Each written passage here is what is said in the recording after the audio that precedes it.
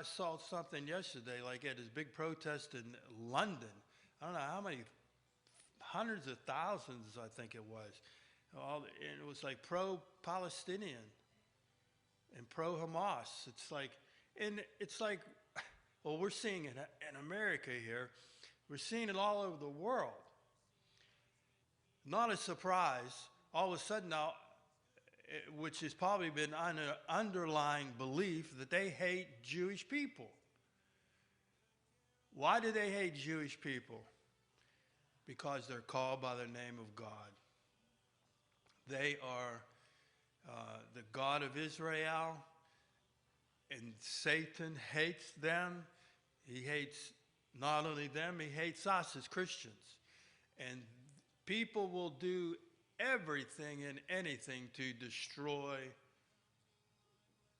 the nature of God. If he can destroy God's people, he is destroying God. It's really no mystery. We should be aware of it, and we are.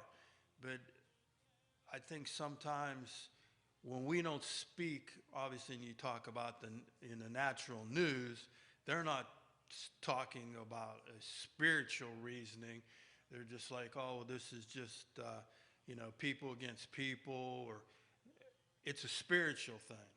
It's a spiritual thing that's being under attack. It's very sad. I mean, I've had, you've seen conservatives on television saying they've never seen anything like this, and they would never even believe they would see anything like that. That we would see people come out so directly against Jewish people for no reason at all. Even younger, Jewish people were going to college, and now they're being threatened and all this other stuff. It's not safe. It's not safe for anybody. It's a crazy world out there. But the strange thing and the beautiful thing is in Psalms chapter 2 sort of deals with this.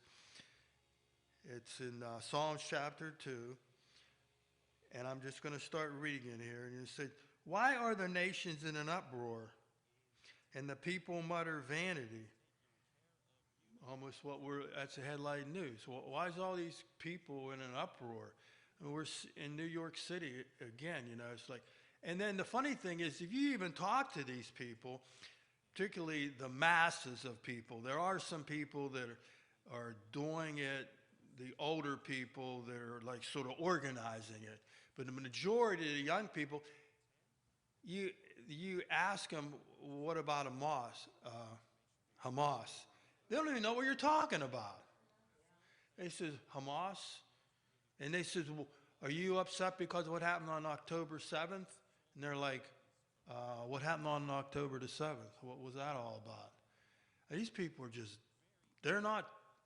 they're just seeing some people having, out there carrying on with these nice colored flags.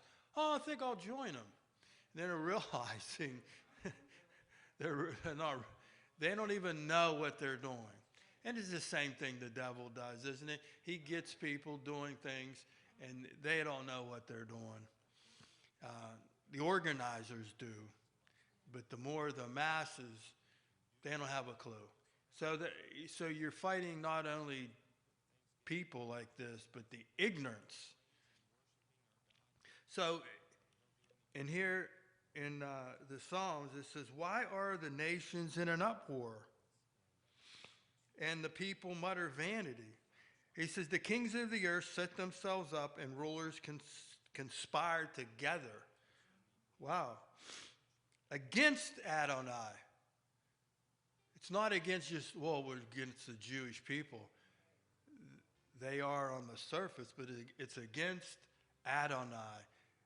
The other name for Adonai is Lord, or we can say God. We can, and all of these different accolades are to illustrate who God is. And it says, now this is what they're saying. Let them rip their chains apart and throw the ropes off of us. He who sits in the heaven, I don't know what your Bible says, but it says Adonai mocks at them. So God sits in heaven and he's looking down, and I'm sure in this recent last month, he's looking down and he mocks them. And he will speak to them in his anger and terrify them in his fury. I have set up my king upon Zion, my holy mountain.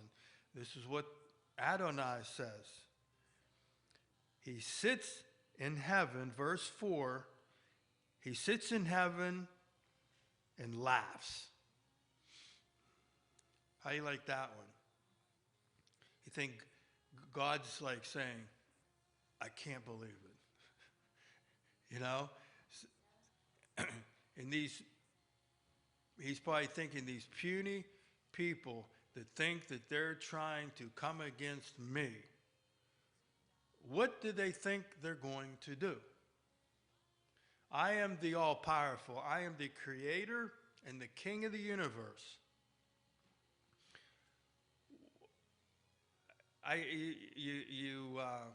It would be like Andre the Giant, and you have a 5-year-old coming and trying to wrestle him and throw him on the ground. Okay, it's just not going to happen.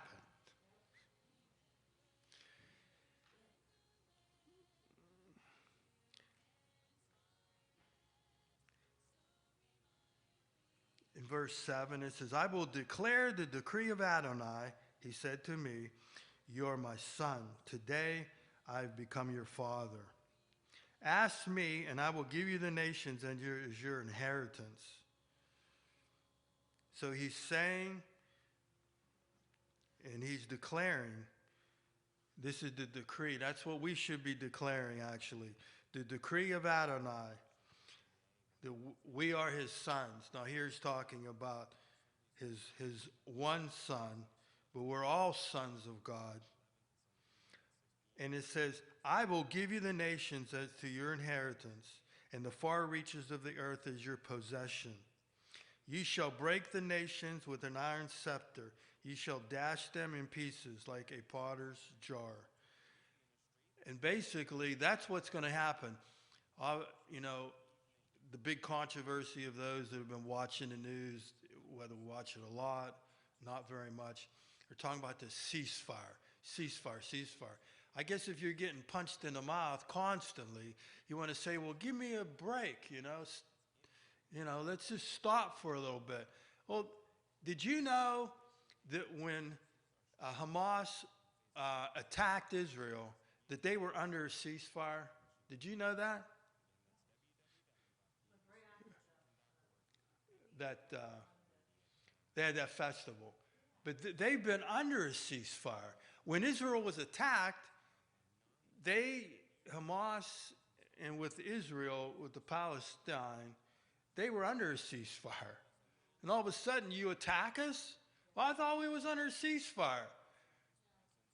Well, Israel has so much firepower, and it almost looks, they're really leveling this stuff over there from what you can watch and see. They got the bulldozers, and they're flattening everything.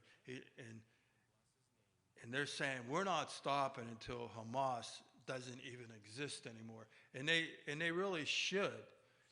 But he said there will be no ceasefire. He said there may be a pause in certain areas. Like, okay, there might be a couple hours here, we're not going to. But even when, and the funny part, and this doesn't make any sense,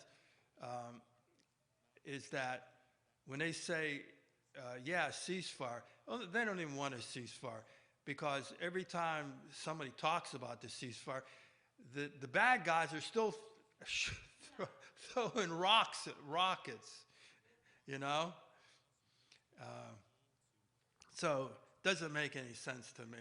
And the other thing doesn't make sense, and I think most of us understand that you have the gay flag is flying next to the Palestinian flag, and it says like gays for the Palestinian rights. Well, if you're Muslim, the Muslim Palestinian flag, they do not tolerate people that are gay, homosexuals, or any of that. They throw them off of buildings. So it doesn't make, none of this makes any sense. And we know these are the last days. It has to be. Yet the whole world is what this Psalms 2 says. All the nations, all over the world is in a big uproar about what's going on over there in the Middle East. And the thing is, we've heard two-state solutions and all this. That's not going to happen because the Palestinians, they want to destroy and hate Israel. Why? Because God, that's God's people. It's God's land. That's it. It's not anything other than, and it's the same thing that's been going on for centuries and ever since even before the time of Jesus. Okay, so we can talk about this current events, and it's right here in the Psalms. Okay, and it's throughout the scriptures. It says, so in ending, it says in verse 10, so now, O king, be wise. Take warning, O judges of the earth. Serve Adonai with fear. He's saying you need to serve God. It says, rejoice with trembling. Kiss the Son, lest he become angry and you perish along your way, since his wrath may flare up suddenly. Happy is everyone taking refuge in him. Take refuge in the Lord. I mean, the Bible is giving us here again, this is our instruction booklet. We can't like stick our head in the sand and say, well, God, you know, I don't know what's going on. It's all right here. It's like read the instruction booklet. If something's not working right, you know, you get a new phone or you get a new refrigerator, you get something, well, how does this work, you know? And so you open up the booklet and you start reading all this stuff. I'm not one to do that unless I have a specific question. Okay, but my mother, man, she buys a new appliance or something. She gets a booklet. I mean, she's studying this thing. She's underlining it. You know, she's making phone calls to the 800 number. It's like, Ma, you're driving yourself crazy. I mean, I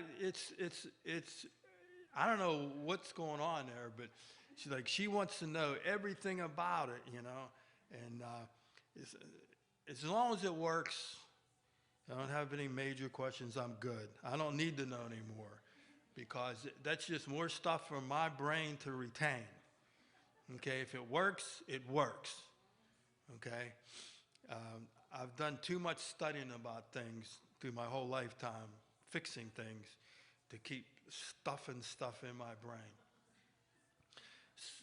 So we need to realize that the Lord is in control, and the Word of God is full of His instructions. We're going to continue. Does anybody remember what we spoke about last week? We're talking about the wedding feast. Very good. We're talking about the wedding feast and about how God prepares the bride, the bridegroom, and one of the most beautiful things. It said the bridegroom doesn't even know when to go get the bride. He waits on the Father. And I can imagine in the natural, the bridegroom would say, Dad, can I go get my bride? Yeah. Okay?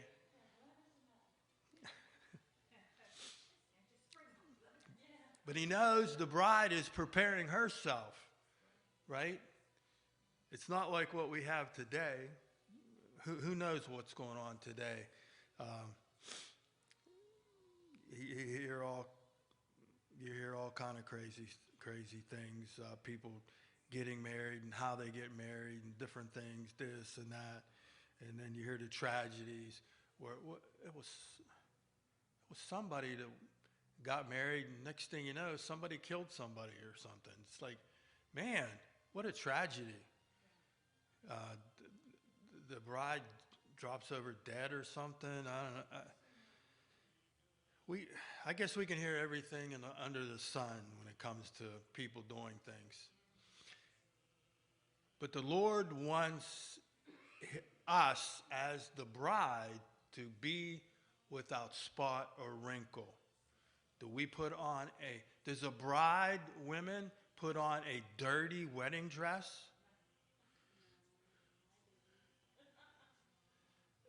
It is a time of very, very joyous occasion. You're going to be dressed in the best you can. That's what it was. It was one I saw where when the bride and the groom, they're cutting the top of the wedding cake, and then they kind of, maybe gently push some cake on the partner's face. Well, this one guy threw like the whole cake on his bride. Their wedding didn't make it very long, they said. And they had it on film. And you're watching this like you. I think it was the last couple of weeks. She turned her back. Next thing you know, man, he had the whole cake, and he was laying on top of her, smashing her head into the ground. I'm thinking, what kind of people do these kind of things? Does that look like somebody that loves his bride? No. That's Jesus. He's got us. He's rubbing our face into the cake. Yeah, you don't listen. So those are the funny things we can look at that are very tragic. But as we were speaking about the wedding feast, and here Jesus, Yeshua, as we are studying this guy, and this is the type of things that I think we should walk away with in our minds.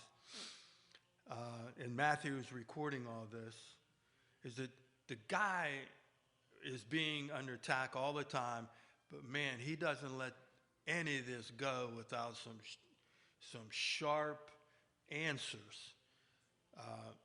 Obviously, we have it written down here, and then we just say, oh, well, anybody could have said that. I don't think so. But he's coming here, a trap about paying taxes.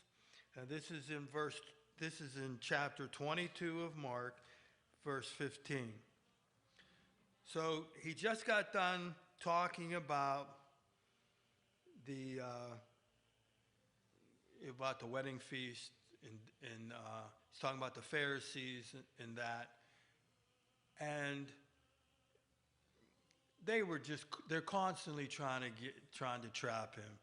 They don't care really what he wants to say. They're trying to just make sure. They're asking him a question and say, he needs to answer it, and then we can expose him, and we can really make him look bad. And it says here, then the Pharisees went and plotted how they may trap him with a word. Here it starts all over again. The Pharisees, which are the religious leader. Yes. We're in Matthew, right? Yes, Matthew 22, verse 15. So the Pharisees were they were the scholars of the day. There was Sadducees as well. I think we're going to be touching on those. Now, does anybody know who the Sadducees were? You had Pharisees they had the priests, the rabbis. Well, the Sadducees were sort of amongst them, but they were just sort of a little bit to the other spectrum, where they did not believe in the resurrection. Okay? They were for whatever reason, they looked at the Torah, they looked at the Old Testament, and they felt like there was nothing in there about the resurrection. Now, obviously, Jesus spoke about the resurrection, and so you can remember, like they were sad, you see, because there was no resurrection. So, no resurrection, that's what the Sadducees did not believe in. Said all these different people believe in all these different things. It's almost like what we have today. We have a lot of people in all these different churches in the Christian realm, and you had the same thing in the Jewish realm. You had the Pharisees, the Sadducees, the priests, and then we had we're going to be talking about the Herodians too. And then you're going to say, what are you talking about? So it says, then the Pharisees went and plotted how they may trap him with a word. So here again, we're going to get this guy. We're going to trap him. And they're only days away from his crucifixion. Okay? Remember, he came to Jerusalem on Palm Sunday, and there was the Passover, and all of this is taking place. So, the Pharisees now, it says, and they sent to him some of their disciples along with the Herodians, saying, now you're thinking to yourself, who in the world are the Herodians? These are strange bedfellows. So, morning, Pastor. You are having the Pharisees now with the Herodians. Now, Herodians were, now follow me on this, it's not that tough, but you had Herod. I think everybody kind of knew who Herod was.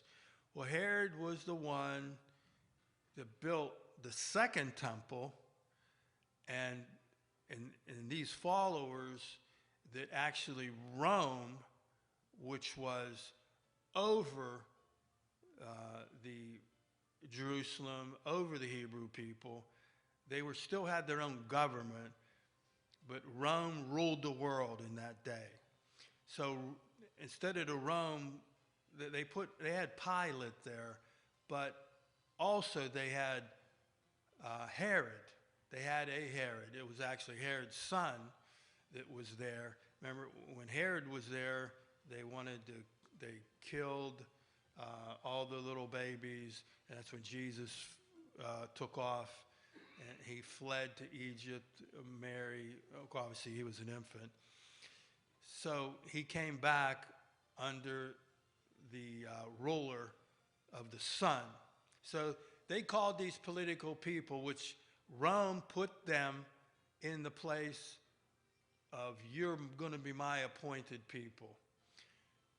They were Jewish, but that's about as far as they went.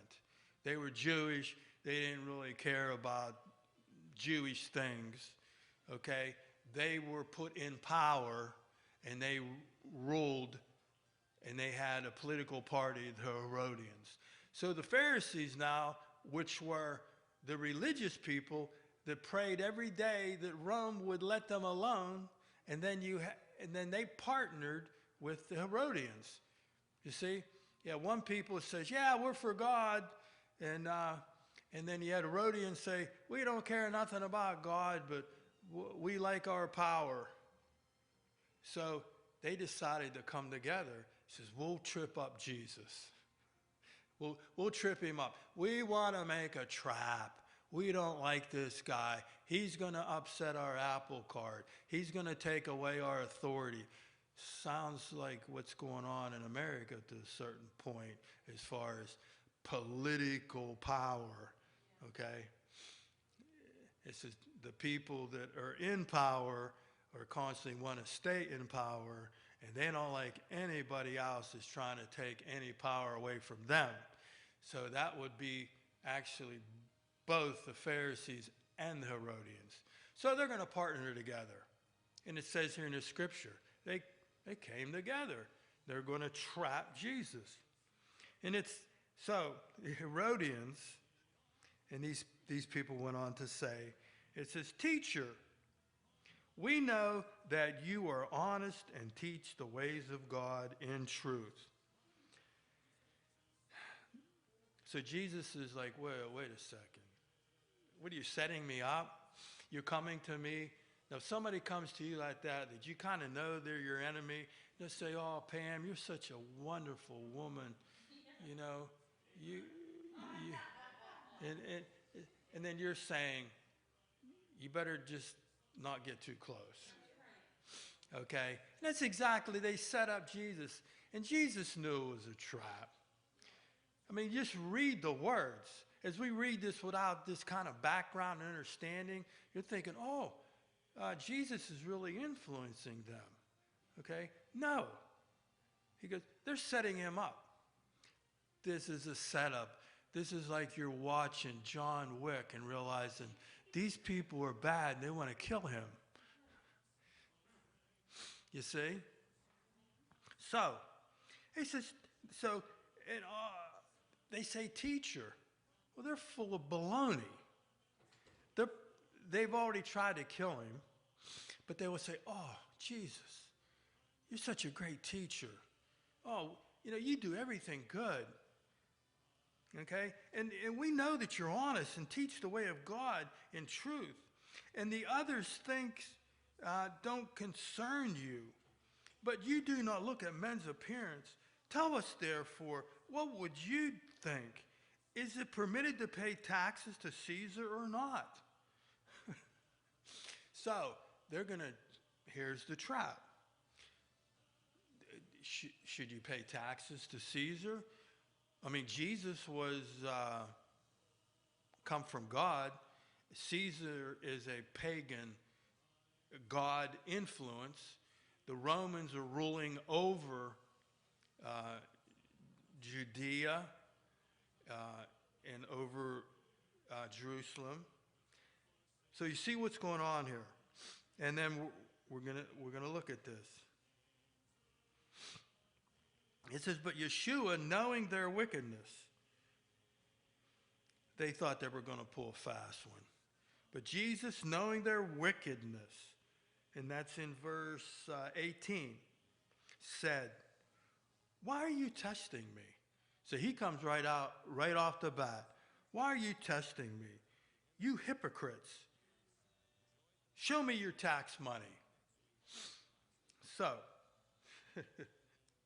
it's so funny because here we're only reading these couple little paragraphs, and we realize they were not there complimenting Yeshua on how good he was. They were there. It's like the people that you know, and I'm sure that everyone have heard it, is that this guy comes behind you and he's patting you on the back. You know, what is he going to do? He's going to find a soft spot in your back where he can stab you.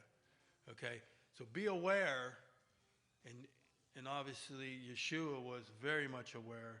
He goes, why are you doing this, you hypocrites? So, the Herodians were, by contrast, the political party, staunchly pro-Rome, appointed by the occupiers. They didn't want to have anything to do with Yeshua, absolutely nothing. And they were looking for a simple yes or no answer. You see? He said, should you pay taxes to Caesar? I mean, yes or no? I mean, but the major problem for Yeshua would have been, obviously he cannot side with any political party because he doesn't take sides in this kind of matter. So we have to think, and I guess if we were there, I don't think we'd know how to answer this one either. But Jesus was pretty sharp. You can't say yes, you can't say no, because we would say, well, I don't know. Yeah, sure, That's not what Jesus said. So,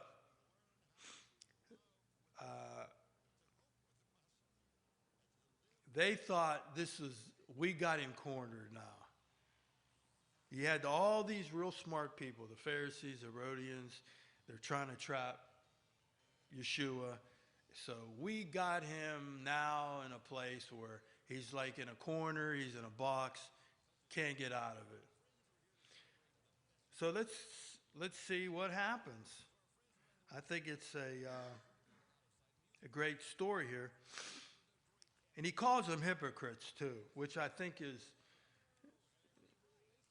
and I found out here through an explanation what a hypocrite is.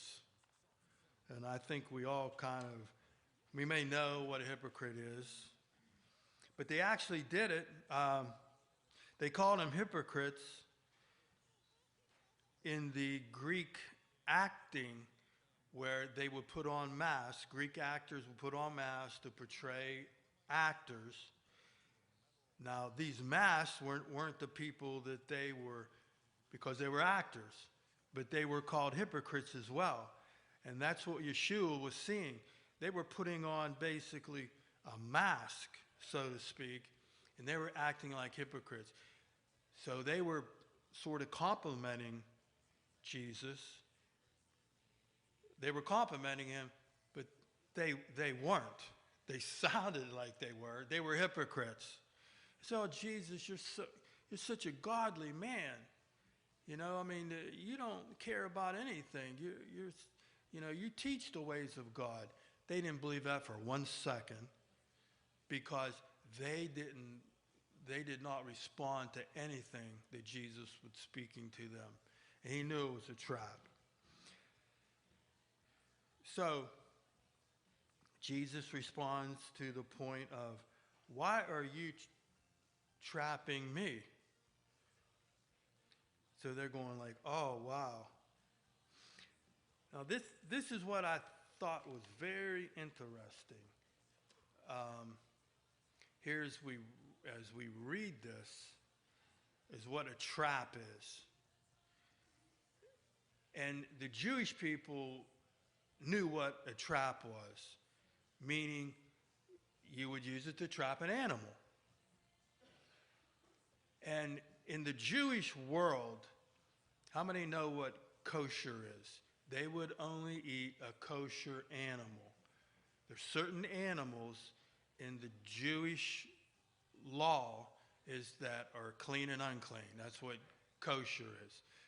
And when we talk about something being kosher, it was in correct alignment with what the Jewish people believed. Now, this is interesting, is that when they wanted to eat, or when they had an animal that was being trapped, you just couldn't kill an animal and drag it into the house. This is very interesting.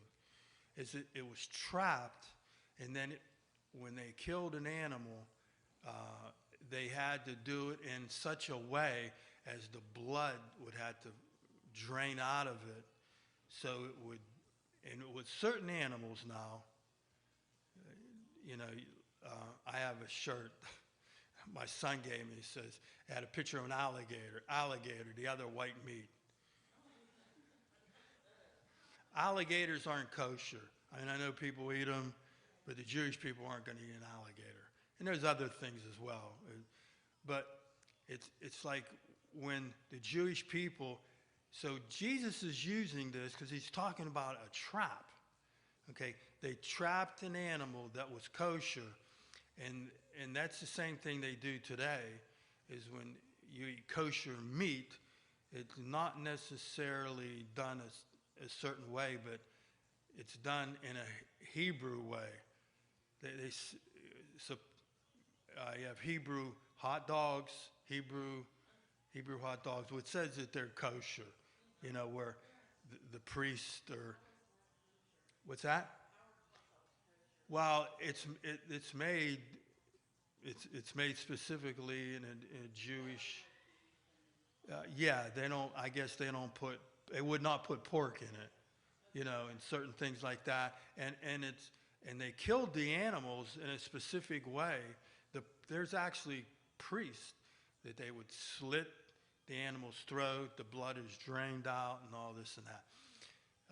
Without getting in too much involved in that, but just saying that Yeshua, when he was talking about a trap, they would snare even birds and stuff they would catch. So apparently, and I'm just thinking about that, they probably wouldn't be big on deer hunting where you have to kill the deer, you know, you're shooting the deer, it's dead, and you're dragging it through the woods. I'm not saying that that's bad, but that would not be apparently kosher, okay? Because the blood,